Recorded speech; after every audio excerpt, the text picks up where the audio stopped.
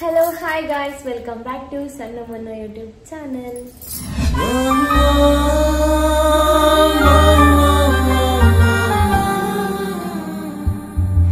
So guys, ಎಲ್ಲರೂ ಕೇಳ್ತಿದ್ರಿ ಮಹಾನಟಿ ಏನಾಯಿತು, select ಆದ್ರಾ ಇಲ್ವಾ ಅಂತ. ಸೊ ಅವರಿಗೋಸ್ಕರ ನಾನು ಈ ವಿಡಿಯೋನ ಮಾಡ್ತಿರೋದು. ಈ ವಿಡಿಯೋನ ಕೊನೆವರೆಗೂ ವಾಚ್ ಮಾಡಿ ಮಹಾನಟಿದು ಸೆಲೆಕ್ಟ್ ಆಯ್ತಾ ಇಲ್ವಾ ಅಂತ ನಾನು ಸ್ಪಷ್ಟವಾಗಿ ನಿಮ್ಗೆ ತಿಳಿಸ್ತೀನಿ. ಸೊ ಗೈಸ್, ಆಲ್ರೆಡಿ ನಾನು ಯೂಟ್ಯೂಬ್ ಚಾನಲ್ ಅಲ್ಲಿ ಮಹಾನಟಿ ಫಸ್ಟ್ ರೌಂಡ್ ಮತ್ತೆ ಸೆಕೆಂಡ್ ರೌಂಡ್ ಥರ್ಡ್ ರೌಂಡ್ ಇದು ವಿಡಿಯೋ ಹಾಕಿದ್ದೀನಿ. ನನ್ನ ಎಕ್ಸ್ಪೀರಿಯನ್ಸ್ ಯಾವ ತರ ಇತ್ತು ಅಂತ ಕೂಡ ನಾನು ಅದರಲ್ಲಿ ಹೇಳಿದ್ದೀನಿ, ಡೀಟೇಲ್ ಆಗಿ ಹೇಳಿದ್ದೀನಿ. ಓಕೆ, ನಾನು ಇವಾಗ ಸ್ಟಾರ್ಟಿಂಗ್ ಇಂದ ಹೇಳ್ತೀನಿ. ಮಹಾನಟಿದು ಟಿವಿಲಿ ಬರಬೇಕಾದ್ರೇನೆ, ಅಂದರೆ ಮಹಾನಟಿ ಆಡಿಷನ್ ಇದೆ ಅಂತ ಬರಬೇಕಾದ್ರೇನೆ ನಾನು 1 ವೀಕ್ ಮುಂಚೆನೆ ಪ್ರಾಕ್ಟೀಸ್ ಮಾಡ್ತಿದ್ದೆ. ನನ್ನ ಫ್ಯಾಮಿಲಿ, ನನ್ನ ಮಮ್ಮಿ ಮತ್ತು ನನ್ನ ಪಪ್ಪ ಅಕ್ಕ ಎಲ್ಲರೂ ಸಪೋರ್ಟ್ ಮಾಡಿದ್ರು. ಮತ್ತು ಮುನ್ನು ಕೂಡ ಅಷ್ಟೇ, ನೀನು ಟ್ರೈ ಮಾಡು, ನಿಂದು ಆಗುತ್ತೆ ಅಂತೆಲ್ಲ ಸಪೋರ್ಟ್ ಮಾಡಿದ್ರು. ಸೊ ಅದಕ್ಕೋಸ್ಕರ 1 ವೀಕ್ ಮುಂಚೆನೆ ನಾನು ಪ್ರಾಕ್ಟೀಸ್ ಮಾಡೋಕ್ಕೆ ಸ್ಟಾರ್ಟ್ ಮಾಡಿದೆ. ಅಂದರೆ 2 ಮಿನಿಟ್ಸ್ ವಿಡಿಯೋ ಬೇಕಿತ್ತು, 2 ಮಿನಿಟ್ಸ್ ವಿಡಿಯೋ 3 ಬೇಕಿತ್ತು. ಸೊ ಹಾಗೆ ನಾನೇನು ಮಾಡಿದೆ ಅಂದರೆ ಕೆಲವು ಟಿವಿದು ಅಂದರೆ ಮಾಲಾಶ್ರೀ ಡೈಲಾಗ್ ಆಗಲಿ ಮತ್ತು ಮಿಲಾನದ್ದು ಡೈಲಾಗ್ ಆಗಲಿ ಬೇರೆ ಬೇರೆ ಅವರ ಡೈಲಾಗ್ನ ಪ್ರಾಕ್ಟೀಸ್ ಮಾಡಿಕೊಂಡೆ. ಓಕೆನಾ. ಆಮೇಲೆ ಏನಾಯ್ತು ಅಂದರೆ ಫುಲ್ ರೆಡಿಯಾಗಿ ಹೋದೆ ಗೈಸ್. ಫಸ್ಟ್ ರೌಂಡ್ಗೆ ಫುಲ್ ರೆಡಿಯಾಗಿ ಹೋದೆ. ರೆಡಿಯಾಗಿ ಹೋಗಿ ಅದೇ ಆ್ಯಕ್ಟ್ ಮಾಡಿದೆ, ಮಾಲಾಶ್ರೀದು ಅವ್ರದ್ದು ಇವ್ರದೆಲ್ಲ ಆ್ಯಕ್ಟ್ ಮಾಡಿದೆ. ಚೆನ್ನಾಗಿತ್ತು, ಎಕ್ಸ್ಪೀರಿಯನ್ಸ್ ಒಂಥರ ಚೆನ್ನಾಗಿತ್ತು. ನಾನು ಫಸ್ಟ್ ರೌಂಡಲ್ಲಿ ಕೂಡ ಸೆಲೆಕ್ಟ್ ಆದೆ ಗೈಸ್. ಸೆಲೆಕ್ಟ್ ಆದಾಗ ಫುಲ್ ಖುಷಿ ಆಯಿತು. ನಂಗೆ ಕಾಲ್ ಬಂದಾಗಂತೂ ಯಪ್ಪ ಫುಲ್ ಖುಷಿ ಆಯಿತು. ಅಪ್ಪ ಅಷ್ಟು ಜನರಲ್ಲಿ ಮೇ ಬಿ ಒಂದು 15,000-20,000 ಇದ್ರು. ಅಷ್ಟರಲ್ಲಿ ನಾನು ಸೆಲೆಕ್ಟ್ ಆದೆ ಅಲ್ವಾ, ಫಸ್ಟ್ ರೌಂಡಲ್ಲಿ ಸೆಲೆಕ್ಟ್ ಆದೆ ಅಲ್ವಾ ಅಂತೇಳಿ ಫುಲ್ ಖುಷಿ ಆಯಿತು. ನೆಕ್ಸ್ಟ್ ಏನು ಮಾಡಿದೆ ಅಂದರೆ ಸೆಕೆಂಡ್ ರೌಂಡ್ ಇತ್ತಲ್ವಾ, ಸೆಕೆಂಡ್ ರೌಂಡಿಗೆ ಪ್ರಾಪರಾಗಿ ಇನ್ನೂ ಜಾಸ್ತಿ ಪ್ರಿಪೇರ್ ಆಗೋಣ ಅಂತ ಹೇಳ್ಬಿಟ್ಟು ನೆಕ್ಸ್ಟು ಎಲ್ಲ ಡೈಲಾಗ್ನೆಲ್ಲ ನೋಡ್ತಾ ಇದೆ. ಮೊಬೈಲಲ್ಲಿ ಯೂಟ್ಯೂಬಲ್ಲಿ ಸರ್ಚ್ ಮಾಡ್ತಾ ಇದೆ, ಯಾವ್ದು ಮಾಡೋದು ನೆಕ್ಸ್ಟು ಹಾಗೆ ಹೀಗೆ ಅಂತ ಫುಲ್ ಸರ್ಚ್ ಮಾಡ್ತಿದ್ದೆ. ಅಷ್ಟೇ ಮುನ್ನು ಕೂಡ ನನಗೆ ತುಂಬ ಹೇಳಿಕೊಡ್ತಾ ಇದ್ರು, ಈ ಡೈಲಾಗ್ ಮಾಡು ಚೆನ್ನಾಗಿರುತ್ತೆ, ಎಕ್ಸ್ಪ್ರೆಷನ್ ಎಲ್ಲ ಚೆನ್ನಾಗಿ ಕೊಡು, ಅಳೋ ಸೀನ್ ಆಗಲಿ ಮತ್ತು ಫುಲ್ ಕೋಪ ಇರುತ್ತೆ ಅಲ್ವಾ, ಕೋಪದ ಸೀನ್ ಆಗಲಿ ಚೆನ್ನಾಗಿ ಕಾಣಿಸುತ್ತೆ, ಚೆನ್ನಾಗಿ ಮಾಡು ಅಂತೇಳಿ ಅವರೇ ನನಗೆ ಡೈಲಾಗ್ ಎಲ್ಲ ಹುಡುಕಿ ಕೊಟ್ಟರು. ಸೊ ಅದನ್ನೇ ನಾನು ಪ್ರಾಕ್ಟೀಸ್ ಮಾಡ್ತಿದ್ದೆ ಗೈಸ್. ಪ್ರಾಕ್ಟೀಸ್ ಮಾಡಿ ಮಾಡಿ ಮಾಡಿ ಸೆಕೆಂಡ್ ರೌಂಡಿಗೆ ಕೂಡ ಅಷ್ಟೇ ನಾವೇ ಈ ಡೈಲಾಗ್ನ ಪ್ರಾಕ್ಟೀಸ್ ಮಾಡ್ಕೊಂಡು ಹೋಗ್ಬೇಕು. ಓಕೆನಾ. ಸೊ ನೆಕ್ಸ್ಟ್ ನಾನು ಏನು ಮಾಡಿದೆ ಅಂದರೆ ಅದೇ ಪ್ರಾಕ್ಟೀಸ್ ಮಾಡ್ಕೊಂಡು ಹೋಗಿ ತುಂಬ ಜನ ಇದ್ರು ಅಲ್ಲಿ. ಮೇ ಬಿ ಒಂದು ಅಷ್ಟರಲ್ಲಿ 20,000ಅಲ್ಲಿ ಒಂದು 1,000 ಏನೋ ಸೆಲೆಕ್ಟ್ ಆಗಿರಬೇಕು ಸೆಕೆಂಡ್ ರೌಂಡಿಗೆ. ಹಾಗೆ ಅಷ್ಟು ಜನ ಬಂದಿರಬೇಕಾದ್ರೆ ನಂದು ಒಂದು ಲಕ್ಕಿ ಏನಂತ ಅಂದರೆ ಫಸ್ಟ್ ರೌಂಡಲ್ಲಿ ನನ್ನ ನಂಬರ್ ಅಂದರೆ ಇವಾಗ ಎಂಟ್ರಿ ಹೋಗ್ತೀವಲ್ಲ 1, 2, 3 ನಂಬರ್ ಇರುತ್ತಲ್ವ. ಸೊ ಅದರಲ್ಲಿ ನನ್ನ ನಂಬರ್ ನಂಗೆ ಸಿಕ್ಕಿದ್ದು 10. ಹಾಗೆ ಸೆಕೆಂಡ್ ರೌಂಡಲ್ಲಿ ಕೂಡ ನಂಗೆ ಸಿಕ್ಕಿದ್ದು ನಂಬರ್ 10. ಫುಲ್ ಖುಷಿ ಆಗೋಯ್ತು, 10 ಸಿಕ್ತು, ಅದೊಂಥರ ಲಕ್ಕಿ ನಂಬರ್ ಅಲ್ವಾ, ಒಂಥರ ಫುಲ್ ಖುಷಿ ಆಯಿತು ಗಾಯ್ಸ್. ಮುನ್ನೋ ಹತ್ರ ಅದೇ ಲೈಕ್ ಟೋಕನ್ ನಂಬರ್ ಕೊಡ್ತಾರಲ್ಲ, ಅದನ್ನ ಎತ್ಕೊಂಡು ಓಡ್ಕೊಳೋದು. ಮುನು ಈ ಸರಿ ಕೂಡ ನನಗೆ 10 ಸಿಕ್ತು ನಂಬರ್. ಏನೋ ಲಕ್ಕಿ ಇರಬೇಕು, ಫಸ್ಟ್ ರೌಂಡ್ ಸೆಲೆಕ್ಟ್ ಆಗಿದ್ದೀನಿ, ಸೆಕೆಂಡ್ ರೌಂಡ್ ನೋಡೋಣ ಅಂತೇಳಿ ಫುಲ್ ಖುಷಿ ಆಯಿತು. ಸೊ ಹಾಗೆ ಸೆಕೆಂಡ್ ರೌಂಡಲ್ಲಿ ಒಂದು ಮ್ಯಾಮ್ ಇದ್ದರು. ಮ್ಯಾಮ್ ಇರ್ಬೇಕಾದ್ರೆ ನಂಗೆ ಒಂಥರ ಭಯ ಆಯಿತು ಗೈಸ್, ಒಂಥರ ಸ್ಟ್ರಿಕ್ಟ್ ಥರ ಇದ್ರು, ನಂಗೆ ಒಂಥರ ಭಯ ಆಯಿತು. ಫಸ್ಟ್ ರೌಂಡಲ್ಲಿ ಒಬ್ರು ಸರ್ ಆಡಿಷನ್ ಮಾಡಿದ್ದು. ಟೋಟಲ್ ಒಂದು 4-5 ಜನ ಇರ್ತಾರೆ. ಒಬ್ಬೊಬ್ಬರನ್ನ ಕಳಿಸ್ತಾರೆ ರೂಮ್ ಒಳಗಡೆ. ಅಲ್ಲಿ 5 ಜನ ಏನೋ ಇರ್ತಾರೆ, ಲೈಕ್ ಕ್ಯಾಮ್ರಾಮ್ಯಾನು ಮತ್ತು ಒಬ್ರು ಮೈಕ್ ಹಾಕ್ಲಿಕ್ಕೆ ಬರ್ತಾರೆ. ನನ್ನ ಎಕ್ಸ್ಪೀರಿಯನ್ಸ್ ನಾನು ಹೇಳ್ತಿರೋದು ನಿಮಗೆ. ಆ್ಯಂಡ್ ಒಬ್ರು ಜಡ್ಜಸ್ ಕೂತಿರ್ತಾರೆ, ನಮ್ಮ ಅಪೋಸಿಟಿಗೆ ಕೂತಿರ್ತಾರೆ, ಸೆಲೆಕ್ಟ್ ಮಾಡ್ತಾರಲ್ವಾ ಅವರು, ಡೈರೆಕ್ಟರ್ ಕೂತಿರ್ತಾರೆ. ಸೊ ನೆಕ್ಸ್ಟ್ ಏನಂತಂದರೆ ನನ್ನ ಹತ್ರ ಅಲ್ಲಿ ಸೆಕೆಂಡ್ ರೌಂಡಲ್ಲಿ ಒಬ್ರು ಮ್ಯಾಮ್ ಇದ್ರಲ್ವ, ಅವ್ರು ಹೇಳಿದ್ರು ಡ್ಯಾನ್ಸ್ ಎಲ್ಲ ಬರುತ್ತಾ ಅಂತ ಅಂದರು. ಹಾಂ, ಡ್ಯಾನ್ಸ್ ಬರುತ್ತೆ. ಆ್ಯಂಡ್ ಮೋಸ್ಟ್ ಜಾಸ್ತಿ ಕ್ವೆಶನ್ಸ್ ಏನು ಕೇಳ್ತಿದ್ರು ಅಂದರೆ ಫ್ಯಾಮಿಲಿ ಬ್ಯಾಕ್ಗ್ರೌಂಡ್ ಹೇಳಿ ಅಂತಲೇ ಕ್ವೆಶನ್ಸ್ ಕೇಳ್ತಾ ಇದ್ರು. ಸೊ ನನ್ನ ಫ್ಯಾಮಿಲಿ ಬ್ಯಾಕ್ಗ್ರೌಂಡ್ ಎಲ್ಲ ಹೇಳಿದೆ, ಈ ಥರ ಎಲ್ಲ ಹೇಳಿದೆ, ಡೀಟೇಲ್ ಆಗಿ ಹೇಳಿದೆ. ಆ್ಯಂಡ್ ನಮ್ಮ ವರ್ಕ್ ಬಗ್ಗೆ ಡೀಟೇಲ್ ಆಗಿ ಎಕ್ಸ್ಪ್ಲೈನ್ ಮಾಡಿ ಅಂತ ಅಂದರು. ಅದನ್ನು ಎಕ್ಸ್ಪ್ಲೈನ್ ಮಾಡಿದೆ. ನೆಕ್ಸ್ಟ್ ಏನಂತ ಅಂದರೆ ಡ್ಯಾನ್ಸ್ ಮಾಡಿ ಅಂತ ಅಂದರು. ಓಕೆ, ಯಾವ ಸಾಂಗ್ ಹಾಕಬೇಕು ಅಂತ ಅವರೇ ಕೇಳಿದರು ಗೈಸ್. ಸೊ ನಾನು ಹೇಳಿದೆ, ನೀವು ಯಾವ ಸಾಂಗ್ ಬೇಕಾದರೂ ಹಾಕಿ, ನಾನು ಡ್ಯಾನ್ಸ್ ಮಾಡ್ತೀನಿ ಅಂತ ಅಂದೆ. ಅದಕ್ಕೆ ಹೌದಾ, ಓಕೆ, ಟ್ಯಾಲೆಂಟೆಡ್ ಅಂತ ಅಂದರು. ನೆಕ್ಸ್ಟ್ ಅವರೇ ಅವ್ರು ಹಾಕಿದ್ರು. ಆದರೂ ನಾನು ಡ್ಯಾನ್ಸ್ ಮಾಡಿದೆ, ಚೆನ್ನಾಗಿ ಡ್ಯಾನ್ಸ್ ಮಾಡಿದೆ, ನೈಸ್ ಅಂತ ಅಂದರು. ನೆಕ್ಸ್ಟು ಸ್ಟಂಟ್ ಎಲ್ಲ ಮಾಡ್ತೀರಾ, ಜಿಮ್ನಾಸ್ಟಿಕ್ ಎಲ್ಲ ಮಾಡ್ತೀರಾ, ಫ್ಲಿಪ್ ಎಲ್ಲ ಗೊತ್ತಾ ಅಂತ ಅಂದರು ಗೈಸ್. ಅದಕ್ಕೆ ನಾನಂದರೆ ಹಾಂ, ಫ್ಲಿಪ್ ಎಲ್ಲ ಮಾಡ್ತೀನಿ. ನಾನು ಆ್ಯಕ್ಚುಲಿ ಹೇಳ್ಬೇಕಂದ್ರೆ ಕಾಲೇಜ್ ಅವರಿಗೆಲ್ಲ ನಾನೇ ಡ್ಯಾನ್ಸ್ ಹೇಳಿಕೊಡ್ತಿದ್ದೆ, ಕೊರಿಯೋಗ್ರಫಿ ಮಾಡ್ತಿದ್ದೆ ಅಂತೆಲ್ಲ ಹೇಳಿದೆ. ಸೊ ಅದಕ್ಕೆ ಓಕೆ ಫ್ಲಿಪ್ ಮಾಡಿ ಅಂತ ಅಂದರು. ನಿಮ್ಮ ಡ್ರೆಸ್ ಕಂಫರ್ಟೇಬಲ್ ಇದೆಯಾ ನಿಮಗೆ ಫ್ಲಿಪ್ ಮಾಡೋಕ್ಕೆಲ್ಲ ನನ್ನ ಹತ್ರ ಕ್ವೆಶನ್ ಕೇಳಿದ್ರು. ನಾನು ಹೇಳಿದೆ ಹಾಂ ಕಂಫರ್ಟೇಬಲ್ ಇದೆ ಅಂತ ಅಂದೆ. ನೆಕ್ಸ್ಟ್ ಅವ್ರ ಮುಂದೆ ಫ್ಲಿಪ್ ಎಲ್ಲ ಮಾಡಿ ತೋರಿಸ್ದೆ. ಬ್ಯಾಕ್ ಫ್ಲಿಪ್ ಮಾಡಿದೆ, ನೆಕ್ಸ್ಟ್ ಫ್ರಂಟ್ ಫ್ಲಿಪ್ ಮಾಡಿದೆ, ನೆಕ್ಸ್ಟ್ ಕ್ಯಾಟ್ ವೀಲ್ ಎಲ್ಲ ಮಾಡಿದೆ, ಸ್ಟ್ರೆಚ್ ಮಾಡಿದೆ, ಲೆಗ್ ಸ್ಟ್ರೆಚ್ ಮಾಡಿದೆ. ನಾನು ಅಷ್ಟು ಪ್ರಾಕ್ಟೀಸ್ ಮಾಡಿದ್ದೇನೆ ಗೈಸ್, ನನಗೇನೆ ಗೊತ್ತು ನಾನು ಎಷ್ಟು ಪ್ರಾಕ್ಟೀಸ್ ಮಾಡಿದ್ದೀನಿ ಅಂತ. ಇವನ್ ನೀವು ಕೂಡ ನೋಡಿರ್ಬೋದು, ನನ್ನದು ರೀಲ್ಸ್ ಇದೆ ಅಲ್ವಾ, ಸಾರಿ ನಾನು ಹಾಕಿದ ಬ್ಲಾಗಲ್ಲಿ ನೀವು ನೋಡಿರ್ಬೋದು ನಾನು ಯಾವ ಥರ ಹಾರ್ಡ್ ವರ್ಕ್ ಮಾಡಿದ್ದೀನಿ ಅಂತ. ಡೇ ಆ್ಯಂಡ್ ನೈಟ್ ಎಲ್ಲ ಪ್ರಾಕ್ಟೀಸ್ ಮಾಡ್ತಿದ್ದೆ, ಸಖತ್ತಾಗಿ ಪ್ರಾಕ್ಟೀಸ್ ಮಾಡ್ತಿದ್ದೆ. ಇವನ್ ನನ್ನ ಫ್ಯಾಮಿಲಿಗೆ ಕೂಡ ಗೊತ್ತು, ನನ್ನ ಮಮ್ಮಿಗೆ ಗೊತ್ತು ನಾನು ಯಾವ ಥರ ಪ್ರಾಕ್ಟೀಸ್ ಮಾಡ್ತಿದ್ದೆ ಅಂತ. ಇವನ್ ಮುನ್ನೂ ಕೂಡ ಹೇಳ್ತಾ ಇದ್ರು, ಈ ಥರ ಪ್ರಾಕ್ಟೀಸ್ ಮಾಡು ಟೈಮ್ ವೇಸ್ಟ್ ಮಾಡಬೇಡ ಹಂಗೆ ಹಿಂಗೆ ಅಂತ ಕಾಲ್ ಮಾಡಿ, ವರ್ಕಲ್ಲಿ ಇರ್ಬೇಕಾದ್ರು ಕಾಲ್ ಮಾಡಿ ಪದೇ ಹೇಳ್ತಾನೆ ಇದ್ರು. ಸೊ ನೆಕ್ಸ್ಟ್ ನಾವು ಒಂದು ಸ್ವಲ್ಪ ಕೆಲಸ ಇತ್ತು ಅಂತ ಹೇಳ್ಬಿಟ್ಟು ಮೈಸೂರಿಗೆ ಹೋಗಿದ್ವಿ. ಮೈಸೂರಿಗೆ ಹೋಗಿರ್ಬೇಕಾದ್ರೆ ಒಂದು ಕಾಲ್ ಬಂತು. ಓಕೆನಾ, ಕಾಲ್ ಬರಬೇಕಾದ್ರೆ ಇದು ಝೀ ಕನ್ನಡದಿಂದ ಮಾಡ್ತಿದ್ದೀವಿ, ನೀವು ಮಹಾನಟಿ 3rd ರೌಂಡಿಗೆ ಸೆಲೆಕ್ಟ್ ಆಗಿದ್ದೀರಾ ಅಂತ ಅಂದರು.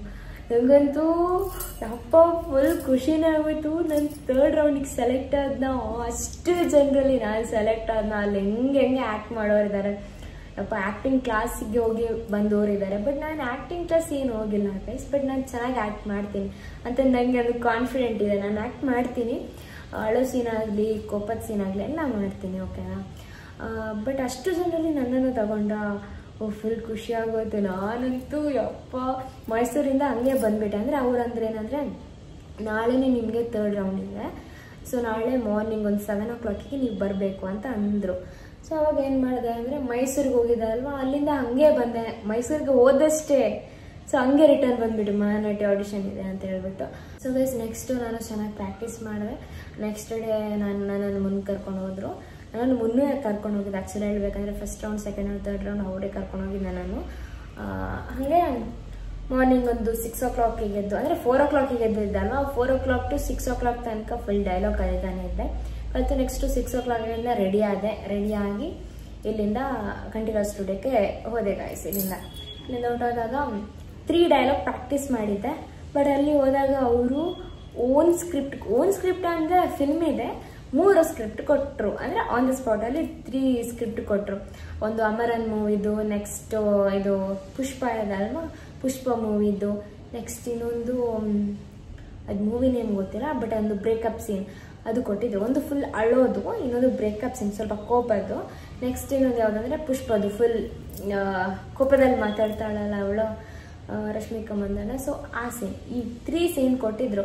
3 ಡೈಲಾಗ್ ಯಾವಾಗ ಮಾಡಬೇಕಂದ್ರೆ, ಒಂದು ಸಾರಿಲಿ ಪುಷ್ಪದ್ ಮಾಡಬೇಕು ಡೈಲಾಗು, ನೆಕ್ಸ್ಟ್ ಮಾಡರ್ನ್ ಡ್ರೆಸ್ಸಲ್ಲಿ ಅದೊಂದು ಬ್ರೇಕಪ್ ಸೀನ್ ಇತ್ತು, ಆ ಸೀನ್ ಮಾಡಬೇಕು, ಇನ್ನೊಂದು ಚೂಡಿದಾರದಲ್ಲಿ ಇನ್ನೊಂದು ಅಮರನ್ ಮೂವಿದು ಡೈಲಾಗ್ ಮಾಡಬೇಕು. ಆಯಿತಾ, ಈ 3 ಡೈಲಾಗ್ ಕೊಟ್ಟಿದ್ರು. ಅಲ್ಲಿ ಆನ್ ದ ಸ್ಪಾಟಲ್ಲಿ ಪ್ರಾಕ್ಟೀಸ್ ಮಾಡಬೇಕಾಯ್ತಾ. ಪ್ರಾಕ್ಟೀಸ್ ಮಾಡಿದ್ವಿ ಅಪ್ಪ, ಆನ್ ದ ಸ್ಪಾಟಲ್ಲಿ ಕೊಟ್ಟರಲ್ಲ ಒಂಥರ ಗಡ ಅನ್ನಿಸ್ತು. ಪ್ರಾಕ್ಟೀಸ್ ಮಾಡಿದೆ, ಆದರೂ ಒಂದು ಭಯ ಇರುತ್ತಲ್ವ, ಆನ್ ದ ಸ್ಪಾಟಲ್ಲಿ ಕೊಟ್ಟರು ಹೆಂಗಪ್ಪ ಮಾಡೋದು, ಸ್ವಲ್ಪ ಮಿಸ್ ಆದರೂ ಏನಾಗುತ್ತೋ ಆ ಥರ ಇತ್ತು ಮೈಂಡಲ್ಲಿ. ಬಟ್ ನಾನೇನು ಮಾಡಿದೆ, ತುಂಬ ಜನ ಇದ್ರು ಗೈಸ್. ಮಾರ್ನಿಂಗ್ ಅಷ್ಟು ಬೇಗ ಹೋಗಿದ್ದೀವಿ, ಅಲ್ಲೇ ಬ್ರೇಕ್ಫಾಸ್ಟು ಇಲ್ಲ. ಫಸ್ಟ್ ರೌಂಡಲ್ಲೂ ಅಷ್ಟೇ ಬ್ರೇಕ್ಫಾಸ್ಟ್ ಮಾಡಿದ್ದೆ ಒಂದು 2 o'clock ಆ ಥರ ಮಾಡಿದ್ದು. ಬಟ್ 3rd ರೌಂಡಲ್ಲಂತೂ ಮಾರ್ನಿಂಗಿಂದ ಸಂಜೆ 6 o'clock ತನಕ ಏನೂ ತಿಂದಿಲ್ಲ.